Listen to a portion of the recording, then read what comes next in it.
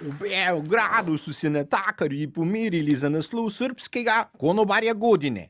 Zmagal je premijer Aleksandar Vučić. Evo, 2 porcije leskovačkih mrščovane kaj jedeš. A gde je strada? Gde su ove striptizete, glumci i futboleri? Ima ih gore. Evo, dolazi šef sale Vučić sa ćevapima. Ajde da sklonite vi to. Ajde bre, skloni ovu pepeljaru. Gledaj bre, gde je kajmak, gde je ajvar? Šopska ima u podrumu. Evo, izvolite. Nosi slivovicu, bre. Daj još 5 ćevapa. Zovu sirotinju i štampe. Pa gde je Tanju? Evo ga. Ko je gladan? Evo, nema priloga, da.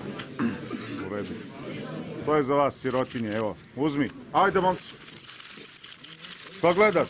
Jedi. Jebot. Wow, kaki ćevapi! Men se kar sline cedijo. Vidim, ja, lahko bi si mizo očistil. Joj, pa res.